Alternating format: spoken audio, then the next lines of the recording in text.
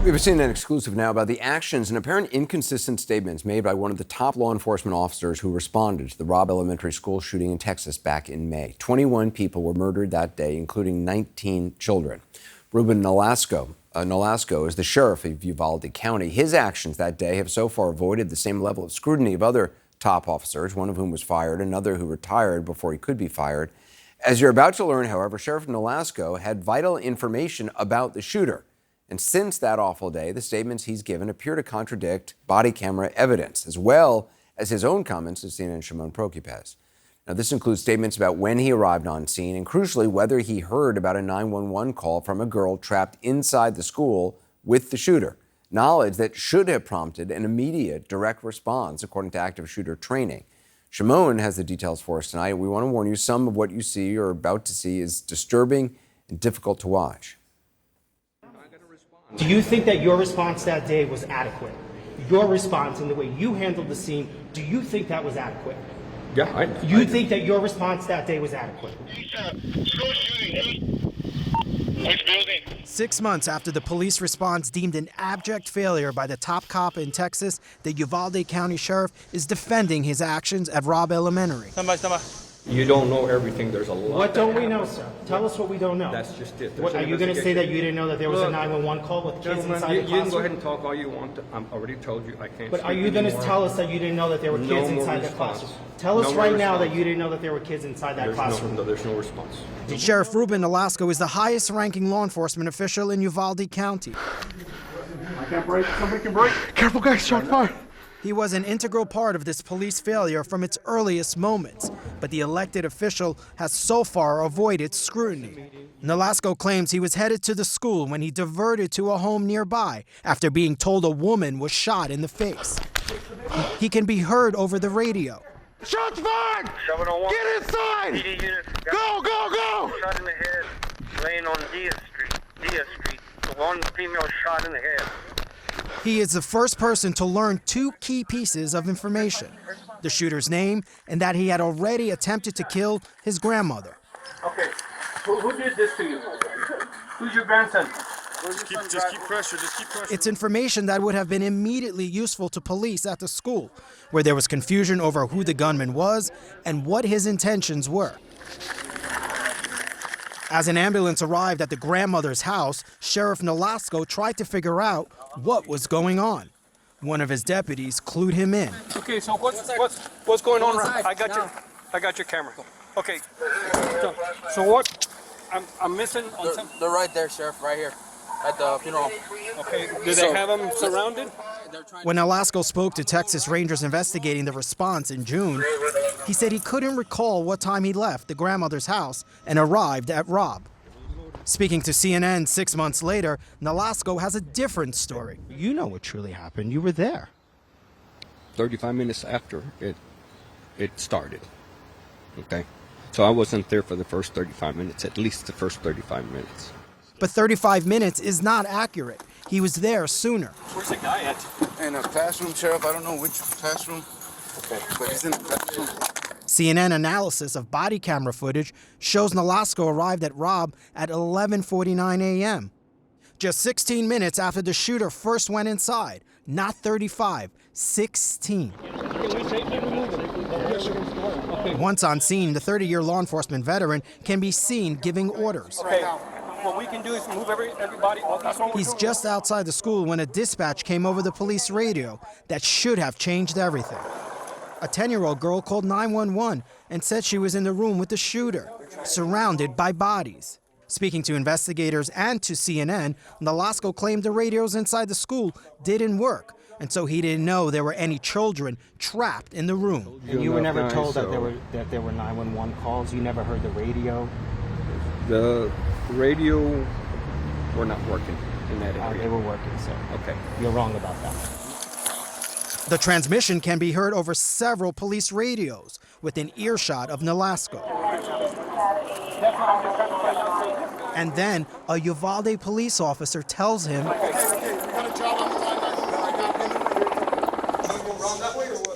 According to training, Nolasco should have immediately organized the officers to storm the room to try and save the children.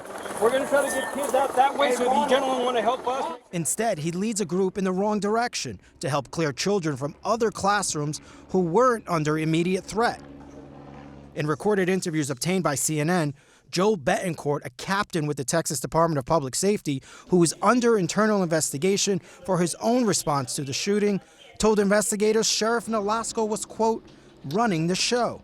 Had spoken to the sheriff on the way up here, Ruben Nolasco, to what he had.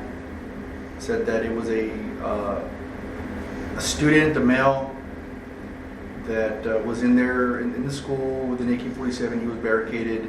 I know the sheriff has, operational control there at the time, and we're getting with the sheriff to get information, first-hand information, from the incident as it was occurring. He said that you told him it was a barricaded situation and that it was someone armed with an AK-47. I never said that. You never said that? No. He said that it was his impression, based on his conversations with you, that you were the commander on scene. Again, it's his impression, and that's on him.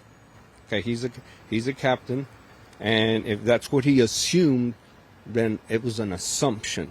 It was not validated. Why wouldn't you have ordered your officers inside that room?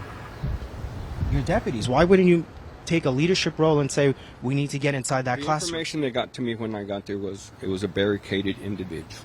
That's it. So when you have a barricaded individual, it changes the dynamics of everything. So that's what was relayed to me. Yeah, they're clear. The belief that the gunman was barricaded instead of an active shooter had catastrophic consequences.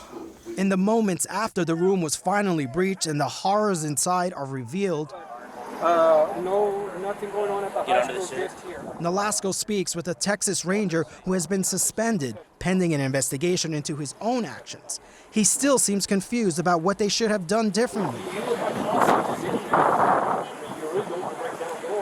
The day after the shooting, Nolasco, a Republican and political ally of Texas Governor Greg Abbott, will play a key role in briefing lawmakers where incorrect information was provided. And in a combative interview with Texas Rangers 9 days after the shooting, Nolasco was emotional and belligerent, complaining about leaks, police being called cowards, and facing media scrutiny. It's been very traumatic for me as well. I understand. Not being able to being called a pussy, cowards. That's it, guys. Excuse me. But what about the fact that... And when a Texas House committee investigating the response asked the sheriff to appear for testimony, Nolasco initially refused until the committee was forced to send him formal notice. 6 months later, it's clear he's still unwilling to face difficult questions. Y'all don't care about the families. Y'all are here for your ratings. That's all that y'all are here for, okay? So that's it. Really? Is that what you think? No, that's what you're here for, too. For the ratings. What have you done for the family? Shimon Prokopich joins us now. I mean, for him to say that is beneath contempt.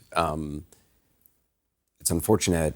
Let's just talk, though, about what he did and didn't do. I mean, this guy is a public elected official. Is there any accountability that he faces? It's not really clear, Anderson. The thing that's going on, the county commission, which kind of oversees him and maybe oversees the county, they have ordered an internal investigation, but it's not clear what that is going to result in, whether or not he can get removed from office, whether or not they can hold him accountable for any of this. Because when you look at some of the other law enforcement leaders, they've either been removed, they've resigned, there's been accountability. But with him, because he's an elected official and because he's the sheriff, it's not very clear to really anyone that I've talked to that there can be any accountability. We should also be clear, we've had a number of family members on this program over the last months as we continue to cover this and determined to do it, and you're doing extraordinary work on that.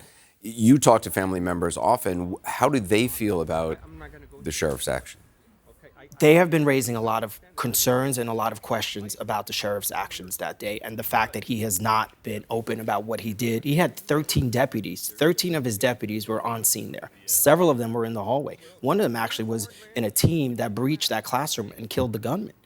So they have felt that the sheriff has not been forthcoming. They feel that he has some culpability. They feel that he has some answers that they need for what happened here. The other thing what's interesting is that with the sheriff, when the House committee back in July, when they were doing the Texas House committee was doing an investigation, they had called the sheriff to come in and give a deposition. He had initially refused, claiming that there was this investigation, he couldn't cooperate. He ultimately cooperated. But people certainly in this community, the mayor, who I've talked to several times, all feel that the sheriff is hiding something, that he's not been forthcoming about information. So that is the way certainly the community and certainly families feel about the sheriff. Shimon Prokupecz, appreciate it. Thanks for reporting.